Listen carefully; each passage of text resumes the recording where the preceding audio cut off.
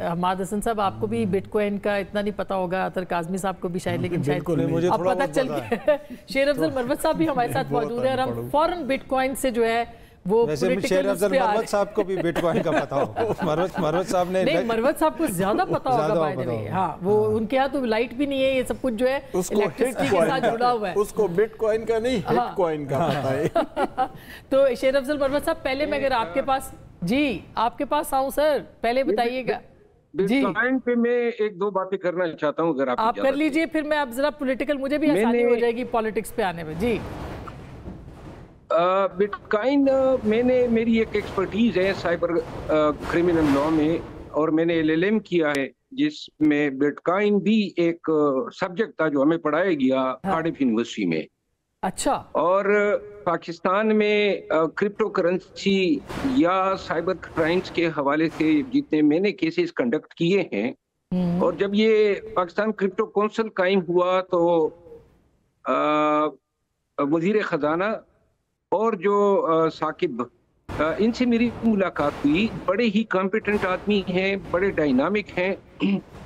दो तीन इश्यूज हैं जो अरुण साहब ने एड्रेस नहीं किए। एक तो है लेजिस्लेशन का, यानी जब इसको आप मुतवाजी करेंसी के तौर पे इंट्रोड्यूस करेंगे, और ये एक बहुत बड़ा इकदाम है। आज तक हिंदुस्तान ने टैक्सेशन तो की है 30%, लेकिन इंडिया ने जो है इसको जो है एज ए टोकन एक्सेप्ट नहीं किया है, यानी इसको एज ए करेंसी जो है वो वैल्यू नहीं दी गई है।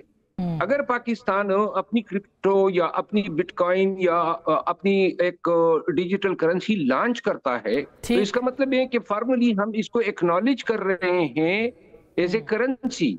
और ये इनकी बात दुरुस्त है कि यहाँ पाकिस्तान में जहां इसके बहुत सारे फवायद हैं, फवायद बहुत ज्यादा हैं, लेकिन नुकसानात दो तीन हैं, लेकिन बड़े खतरनाक नुकसानात हैं। मिसाल के तौर पे मनी लॉन्ड्रिंग जो है वो बहुत ही आसान है, और क्रिप्टो जो है वो बियॉन्ड बॉर्डर्स हैं। आपके पास जो वॉलेट होता है, 10 वॉलेट रख सकते हैं, 20 रख सकते हैं, 50, 200, 1000 रख सकते हैं, लेकिन उस वॉलेट तक जो है सिर्फ आपकी रसाई है ना। ये एनोनिमसली होता है या सेडोनिमसली होता है, यानी आपने किसी को रकम भेजी, $10 लाख भेजे, तो इसका कोई ट्रैक नहीं है, ना कोई आपको ट्रैक कर सकता है, अनलेस कि कोई उस ब्लॉकचेन या उस एक्सचेंज को अप्रोच न कर ले और उससे जो है आपकी मनी ट्रेल मांगे। और जाहिर है इसके लिए लेजिस्लेशन की जरूरत है ना।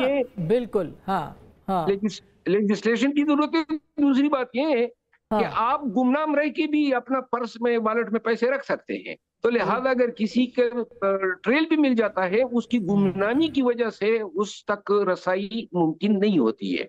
बहरहाल मैं खुद जाती तौर पे इसके हक में हूँ। पाकिस्तान की हुकूमत ने माजी में, स्टेट बैंक ने एक नोटिफिकेशन 2013 में जारी किया कि जनाब क्रिप्टो पे जो है बैंकों को कहा गया कि लेन देन न करें।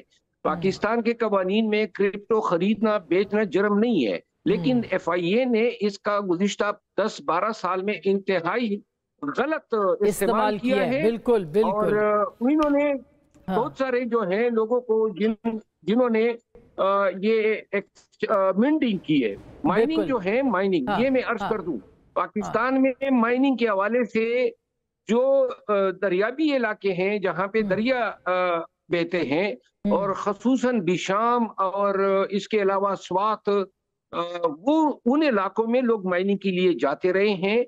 माइनिंग उनकी जो है उन्होंने की भी है।